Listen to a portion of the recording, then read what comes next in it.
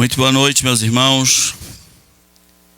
Abra sua Bíblia no livro de Filipenses, capítulo 1.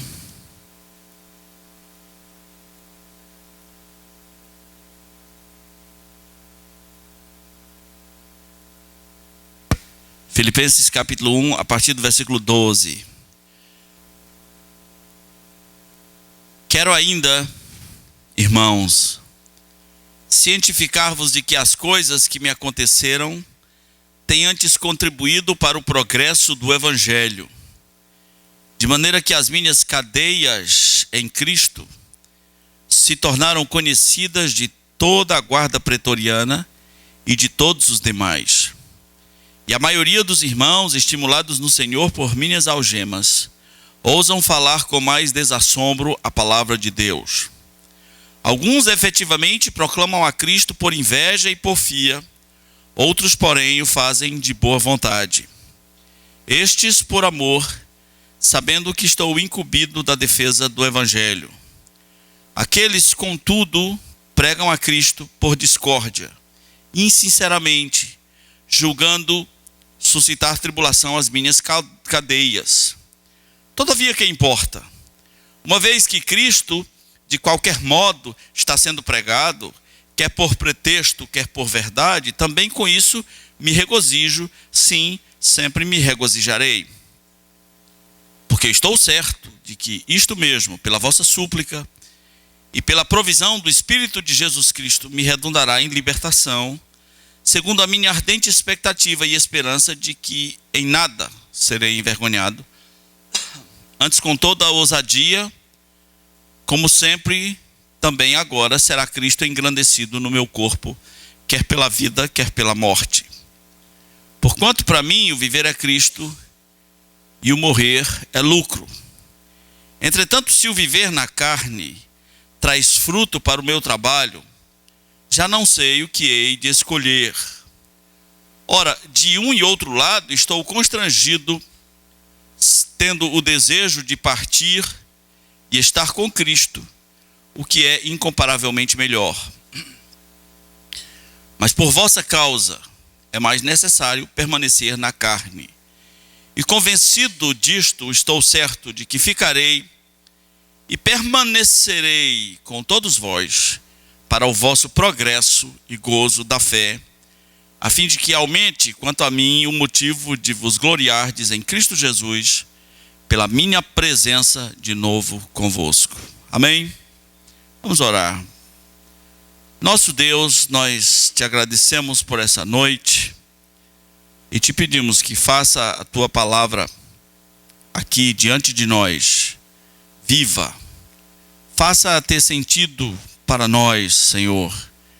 Faça ter o poder que ela reivindica ter, fazendo a obra que precisa ser feita em nossos corações. Pedimos em nome de Jesus. Amém. Irmãos, dos títulos que Paulo, títulos entre aspas, que Paulo chama para si, um deles é eu, Paulo, prisioneiro de Cristo. Prisioneiro do Senhor.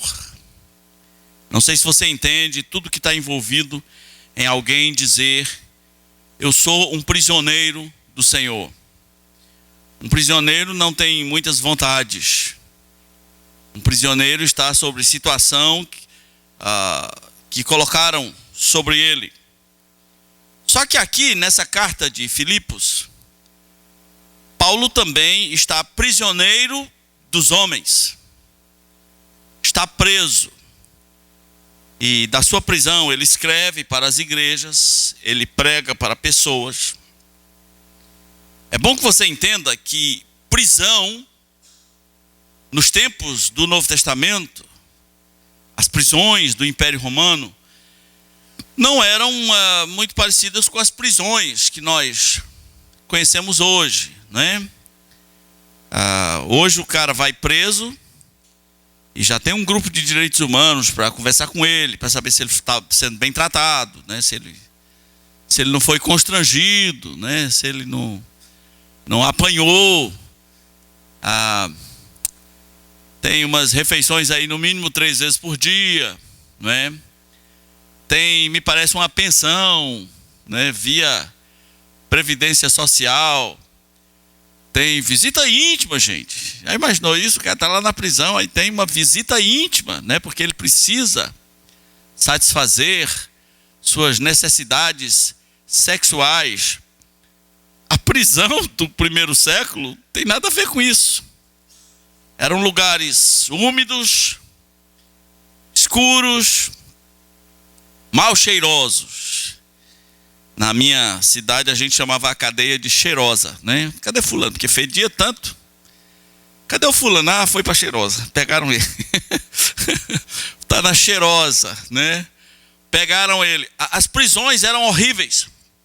E Paulo está numa prisão, e mesmo sob essas condições, e é possível que ele tenha sido torturado, tenha sido preso em troncos, e mesmo sob essas condições ele consegue produzir frutos para o Evangelho.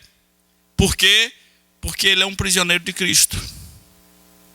Antes de ser um prisioneiro da cadeia, ele é, acima de tudo, um prisioneiro de Cristo. A grande pergunta hoje é: se eu fosse um prisioneiro de Cristo? Se você fosse um prisioneiro de Cristo? Quando você é um prisioneiro de Cristo, ninguém pode te prender, mesmo que prenda. Quando você é um prisioneiro de Cristo, ninguém pode te matar, mesmo que te mate, porque você está acima disso, você está no outro padrão, você está no outro parâmetro, você tem outros relacionamentos. É estranho quando você tem uma ligação muito forte com o Senhor. É meio parecido com a situação dos amigos de Daniel na fornalha de fogo, né? Nem um fio de cabelo foi queimado. Por quê? Porque era outro padrão, porque era outra situação.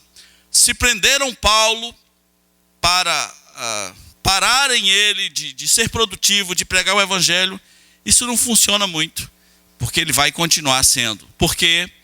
Porque ele é prisioneiro de Cristo. Meus irmãos, eu e você estamos soltos, estamos livres, não temos algemas, não estamos sob tortura, estamos, entre aspas, livres aqui na sociedade.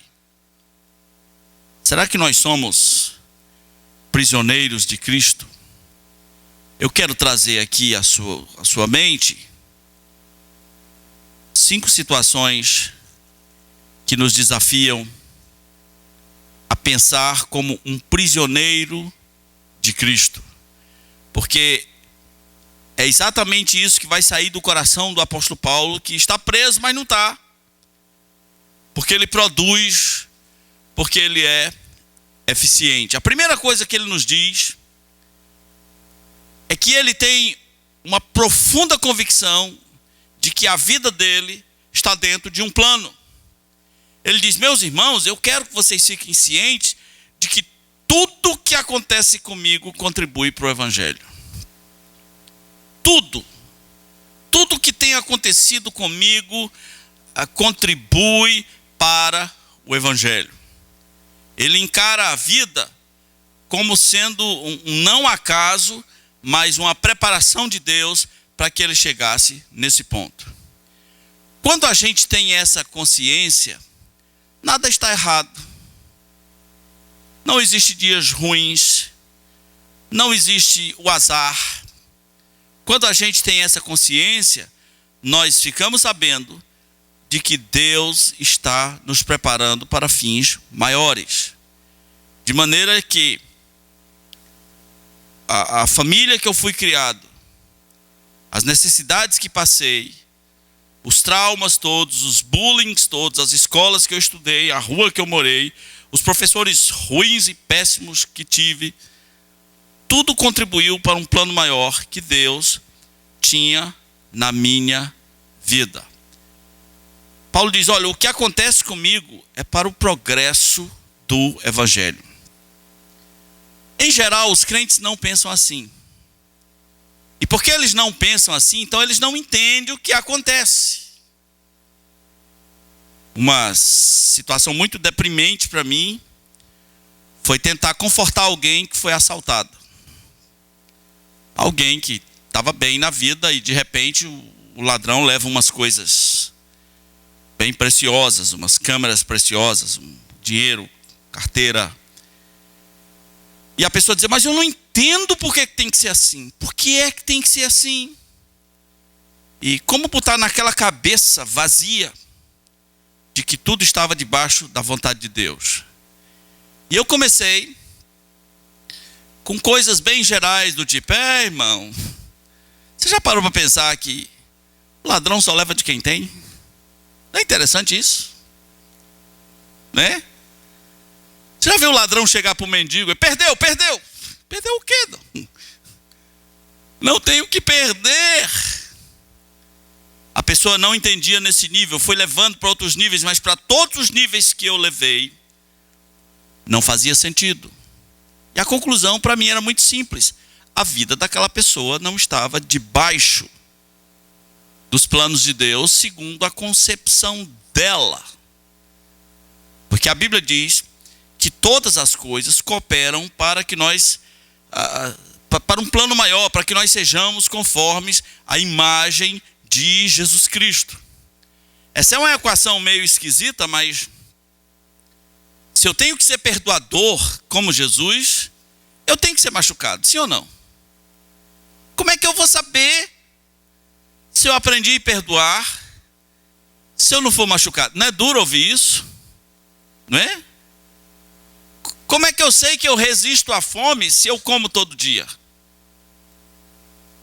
Para eu saber se eu vou perdoar como Jesus, eu tenho que ser machucado. Então quem me machuca, isso não é necessariamente o fim do mundo, mas quando minha vida está debaixo dos planos de Deus, a minha questão não é com a pessoa, é com Deus. E eu preciso saber, Senhor, o que é que eu preciso aprender? E Ele tem muito para ensinar. Ele que foi machucado, ele que foi traído pelos seus amigos, ele que foi caluniado e mal compreendido. Então, meus irmãos, até que ponto nossa vida está dentro de um plano? Para muita gente, as suas vidas estão dentro de um plano só na teoria. Não, Deus tem um plano, Deus está no controle. Tá bom, perde alguma coisa. Perde um pé. Por quê? Porque eu, né? Perde uma grana. Seja traído, seja machucado, seja perseguido, seja caluniado, contraia uma doença. Aí o negócio do plano virou só uma teoria. Porque poucas pessoas nessa vida realmente acreditam que as suas vidas estão dentro de um plano. Paulo estende essa explicação dizendo que por ele estar preso ali, as algemas dele, a prisão dele, se tornou conhecida de toda a guarda pretoriana e de todos os demais. Deixa eu explicar o que significa isso. A guarda pretoriana era uma guarda de elite. Era o FBI do Império Romano. E Paulo conheceu todas aquelas pessoas que ele pôde, todos aqueles soldados de elite. E o que ele fez?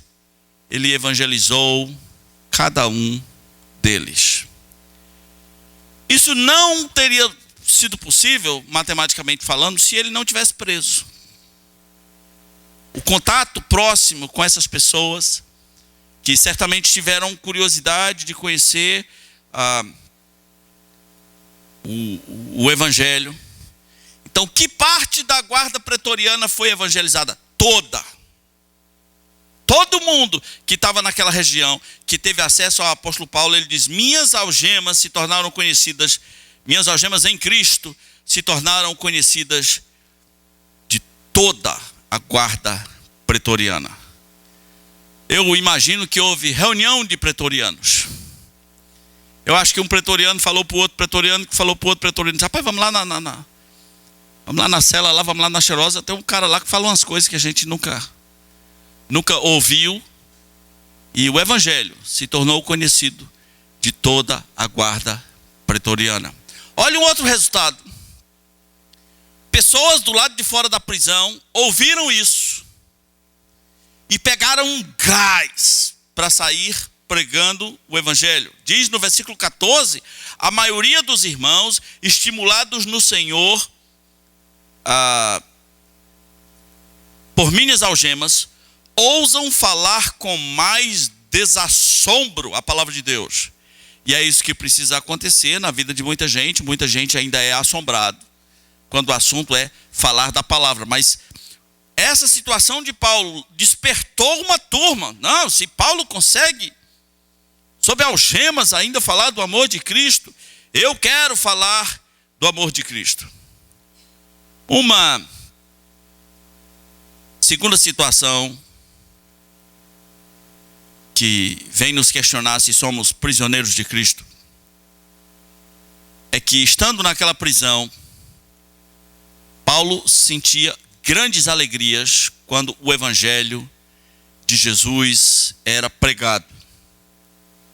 E eu acho que essa é uma alegria que a gente está perdendo. À medida que a volta de Jesus se aproxima, à medida que o evangelho e igreja fica banal, acho que essa é uma alegria que a gente está perdendo. Ouvir que o evangelho foi pregado em algum lugar e dizer que bom, que bênção, que glória, que maravilha. Isso sem falar daquela invejinha que o evangelho, eu me alegro pela pregação do evangelho, desde que ele seja pregado pela minha denominação, desde que ele seja pregado dentro daquela metodologia que eu acredito. Aí eu fico alegre. Com outros pregando, eu nem sei. Mas deixe-me lhe dizer o tipo de pregadores que haviam nos dias do apóstolo Paulo, entre esses que disseram, não, eu vou pregar. Ele diz, havia os que proclamam a Cristo por inveja ministerial. O cara agora quer ser Paulo. Aliás, nunca queira ser ninguém. Queira ser o melhor você que Deus te chamar para ser. Mas aí de repente, porque Paulo estava preso, quem sabe alguém pensou assim, eu serei o novo Paulo, né? Eis que me digo, eu serei agora o Paulo da vez. Por inveja. Paulo diz, tem gente pregando por inveja. Outros pregando por porfia, só aquele evangelista confuseiro. Aquele evangelista cuja missão é provar que o outro está errado, não necessariamente falar do amor de Cristo. E há outros, Paulo diz, que estão fazendo de boa vontade. Estes por amor, sabendo que estou incumbido da defesa do evangelho. Mas aqueles outros, ele diz no versículo 17, eles pregam a Cristo por discórdia, eles pregam a Cristo insinceramente, meio como que para me irritar, para causar perturbação às minhas cadeias. Você consegue imaginar que alguém pregue assim?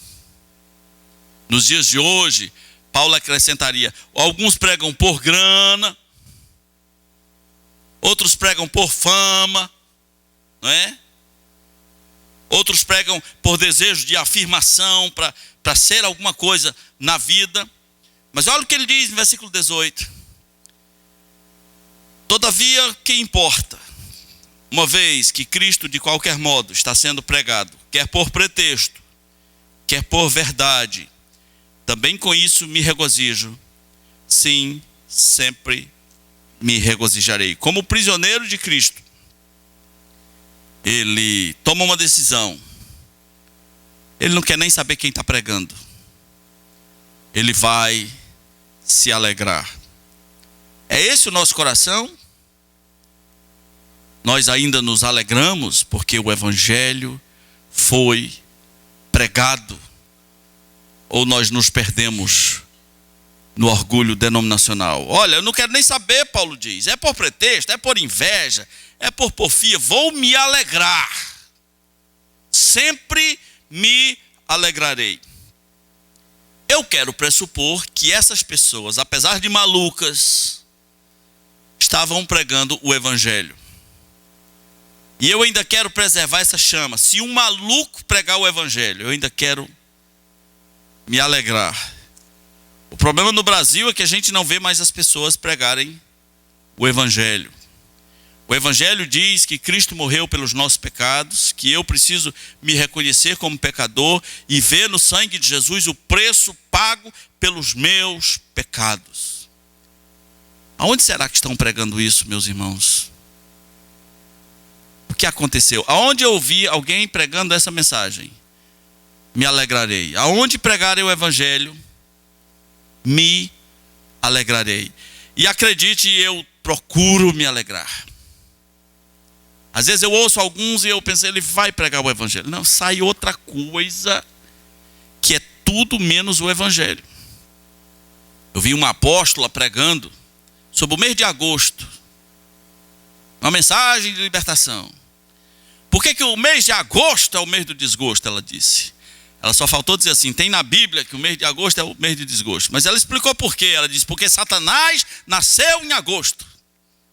Aí todo mundo, aleluia. Aí vira aquela loucura. Eu não posso me alegrar com isso. Eu não posso. Isso é outra coisa. Mas olha, pode ser o maluco mais maluco que existir. Se ele pregar o evangelho, eu ainda quero me alegrar, ainda quero preservar essa chama. Você quer preservar essa chama?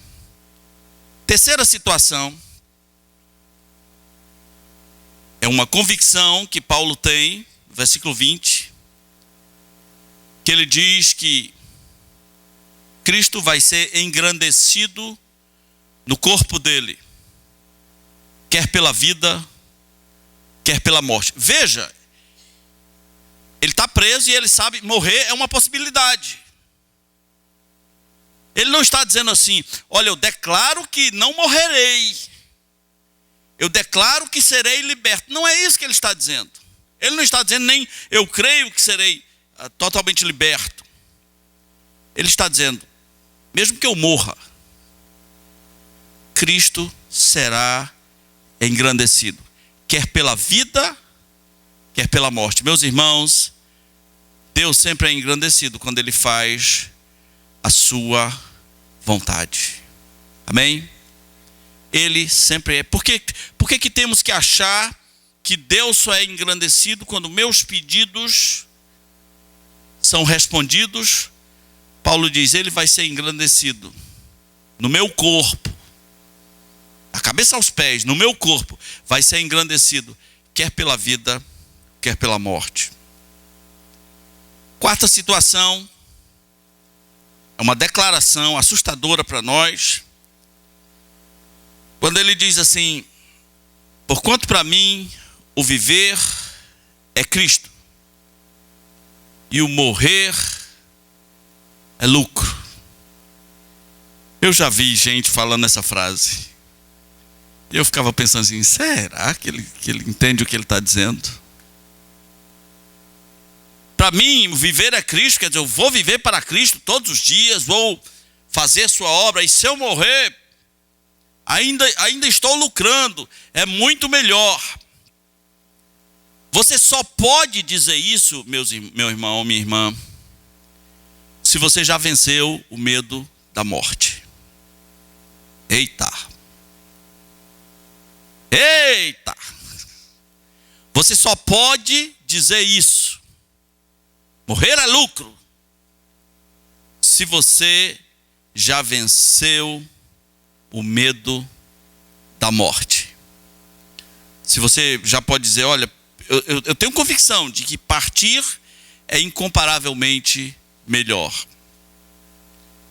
Você sabe que um bocado de crente morre de medo de morrer, não é? Tem crente que morre de medo de ser enterrado vivo. Ah, eu morro de medo de ser enterrado vivo. Olha, se você for enterrado vivo e morrer, é porque era seu dia, tá? Não tem problema nenhum, você vai do mesmo jeito. Se você... né? Ah, se eu acordar e tiver sido enterrado vivo, aí você vai morrer sem ar, porque era seu dia.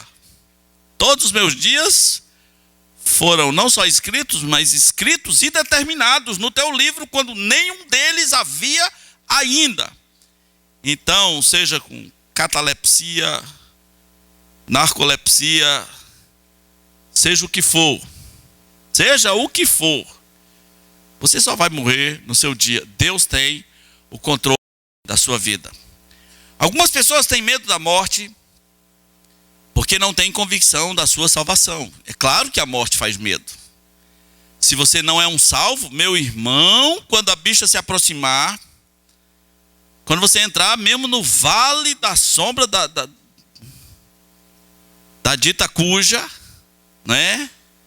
Quando você sentir que você está mais para lá do que para cá, se você ainda não tem convicção da sua salvação, se você não tem convicção de que foi salvo por Jesus Cristo, é claro que você tem medo de morrer. É claro. Agora, se você é um salvo em Jesus Cristo, convicto nele, crê no que a palavra diz, não nas suas dúvidas, mas no que a palavra diz, você não tem medo da morte. Se você perguntar para mim assim, pastor, você tem medo da morte? Eu acharia chato morrer com dor. Acharia chato, né? Eu queria morrer a morte do justo, tipo, morri. Né? Acho que deve ser muito chato morrer com dor por todos os lados. Mas, meu irmão, medo da morte é sério. Sinal de que alguma coisa muito errada entre você e o outro lado existe. Sinal de que alguma situação não resolvida entre você e Deus existe. E aí nunca vai dar para dizer, morrer é lucro. É nada, morrer é medo. Você se pela todinho, você tem medo. Não é lucro coisa nenhuma. Os ateus zombam da gente, dizendo, se vocês vão para o céu, por que vocês não morrem? Porque não sou eu que mando na minha vida. Não sou eu. Não sou eu quem decide. Há um Deus a quem a minha vida pertence, e esse Deus me diz que os sofrimentos desse mundo não são nem para comparar com as glórias do porvir. Mas será que nós acreditamos mesmo nisso? Paulo acreditava. Ele acreditava em duas coisas. Ele acreditava, morrer é lucro. Viver é incrível para a glória de Deus. Viver para a glória de Deus é incrível. E enquanto eu estiver vivo, vai ser incrível. É incrível demais. Eita, como é incrível. Uau! Todos os dias era incrível, incrível, todos os dias. E se fosse para morrer, é incrível também. Então, se morrer é incrível, viver é incrível, o que você escolhe? Ele disse, não sei. Não sei. Olha, leia. Filipenses capítulo 1. Versículo 23, eu não sei. Estou constrangido de um lado e outro, tendo o desejo de partir com Cristo, o que é incomparavelmente melhor, mas eu não sei o que escolher. Não, simplesmente não sei o que escolher. Estou constrangido.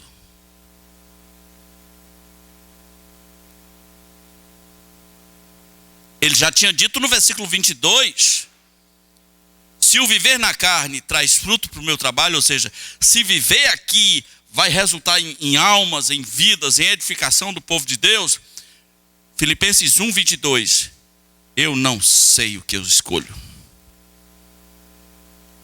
Gente, quantas pessoas nós conhecemos que já tiveram esse dilema? De Deus chegar para ele e dizer, tu quer morrer ou quer continuar pregando? Eu disse, rapaz, eu quero morrer. Não, mas eu também queria continuar pregando. Mas morrer é melhor. Mas eu queria continuar pregando. Mas eu quero morrer. Não, peraí, só... não sei. Quantas pessoas nós conhecemos que têm esse dilema?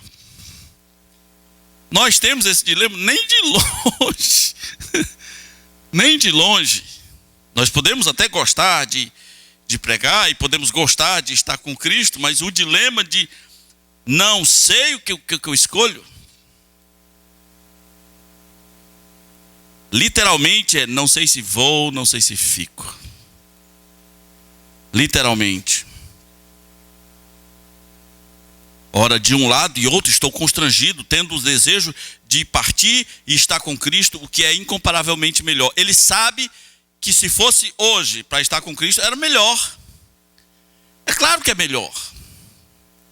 Tudo que tem aqui de bom é apenas uma sombra longínqua de coisas incríveis que existem na eternidade.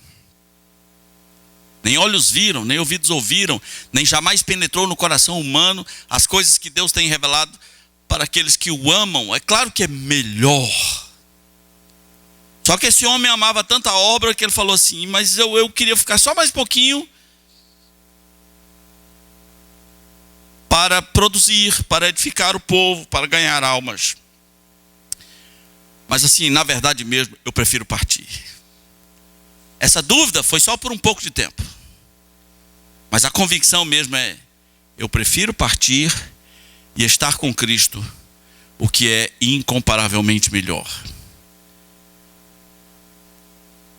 Indo direto ao ponto, meus irmãos, essa é a sua convicção. Eu prefiro partir. Se fosse perguntado a você hoje, seria a sua convicção? Eu prefiro partir? Por que a gente não pode dizer como Paulo, prefiro partir? Tem muitas razões. A primeira delas começa na infância. As crianças já acham que o céu é chato. É ou não é? Se uma criança pergunta para um adulto, pai, como é o céu? Aí o adulto diz, o céu é bom. Aí a criança diz, o que mais? É bom. Pai, o que a gente faz lá? Aí o pai vai dizer tudo que sabe sobre o céu. Lá a gente canta. Aí o menino diz, o que mais? A gente canta. O céu é chato. No mundo, o pessoal diz, eu prefiro ir para o inferno. Está lá Michael Jackson, Tim Maia, está todo mundo lá, por que eu vou para o céu? Né? O mundo pensa assim. O céu é chato. A gente não tem uma convicção pela fé de que o céu realmente é melhor. A gente também faz muitas comparações entre o céu e a nossa vida aqui, e no meio das comparações a gente se perde. No meio das comparações tem até lendas. Você sabe que tem uma lenda muito crescente entre os crentes, muito crescente, não, muito forte. É tipo uma lei inquebrável assim, de que os crentes acreditam de que no céu suas memórias serão apagadas. Já ouviu falar disso, né? Todo mundo acredita nisso. Agora, quem botou isso na sua cabeça? Qual é o versículo que diz que você não vai conhecer ninguém? Não, porque lá eu não vou conhecer o senhor, não vou conhecer minha mãe, não vou conhecer papai. Ora, bolas, deixa eu lhe dizer uma coisa. Abraão vai conhecer Isaac no céu? Sim ou não? Sim. Eles vão sentar à mesa. Lembre? Muitos sentarão à mesa com Abraão, Isaac e quem mais? Já no céu as pessoas têm nome. Abraão conhece seu filho, e o filho dele conhece seu filho. E nós vamos sentar, e eu vou conhecer Abraão, né? Olha, eu vou conhecer pessoas que eu nem conheço. Então nós fazemos o céu o pior possível. Uma amnésia de todas as coisas. Um lugar chato. Meus irmãos, esse negócio de que nós não vamos conhecer pessoas, um dia alguém disse e todo mundo saiu acreditando. E é assim que é formada as lendas dos crentes. Um diz, todos acreditam e a vida prossegue. Conheceremos pessoas com seus nomes. Não há lugar nenhum na Bíblia que diga que você não vai conhecer ninguém. Alguns acham que eles precisam apagar as memórias para que eles não tenham pena das pessoas, dos seus familiares, dos seus amigos que foram para o inferno. Olha que argumento. A memória precisa ser apagada, porque se uma irmã minha foi para o inferno, se um filho meu foi para o inferno, eu precisaria nem lembrar disso. Meus irmãos, Jesus não tem amnésia. Ele sabe quem irá para o inferno. E ele não vai ficar chorando a eternidade adentro. O céu é tão perfeito que não tem tempo para pensar no inferno. Que não tem alegrias que substitua isso. E a Bíblia diz, nós teremos a mente de Cristo. Nós seremos como Ele é. As comparações são esquisitas. Nós também temos nós gostamos tanto desse mundo, que perder algumas coisas nos apavora. Eu tenho que responder perguntas do tipo, no céu a gente se casa? Já que um dia assim Deus vai fazer casar de novo, né? E a resposta é simples e direta. Qual é a resposta? Não. Essa foi bem clara para você não ter dúvida. Então quem não casou nesse mundo, né, no outro não casará. Jesus disse, nem se casam, nem se dão em casamento, serão como os anjos. E por que não se casam? Por uma razão muito simples, porque não precisam. Você sabe por que a gente casa nesse mundo? Por quê? Porque a gente precisa. Você vai crescendo, você fala, eu preciso casar, né? Preciso de alguém. Preciso dar metade da laranja aí, né? Negócio. Eu sou uma meia laranja por aí, né? A gente casa porque a gente precisa. Então por que no céu a gente não precisa? Porque no céu somos perfeitos e completos em Cristo. Qual é a necessidade de casar? Somos perfeitos nele. Seremos como Ele é, seremos revestidos da sua glória. O casamento é nada comparado com isso eternamente. As pessoas me perguntam assim, no céu a gente come? Só falta você perguntar assim, no céu tem televisão, tem piscina, tem... As pessoas estão presas a esse mundo. Meus irmãos, o céu é uma avalanche de surpresas. Como disse um certo pastor, serei violentado todos os dias com surpresas indizíveis. Surpresas inimagináveis. Pare de pensar nesse mundo.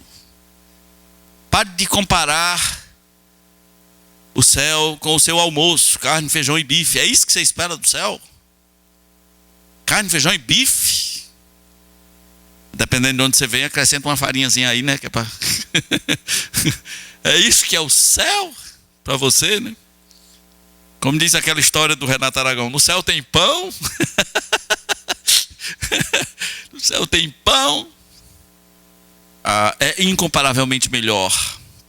São outras coisas, outros níveis. Apesar de que tem um negócio de uma ceia ainda, não é? Naquele dia, beberei convosco do fruto da videira. Tem também se alimentar da árvore da vida para a cura dos povos. Outras coisas. Mas são outros níveis. Outras necessidades. Mas existe ainda uma razão que nos faz ter medo de dizer, prefiro partir. E sabe qual é? É porque Paulo tinha o senso do dever cumprido. Se ele partisse, ele poderia dizer, está cumprido.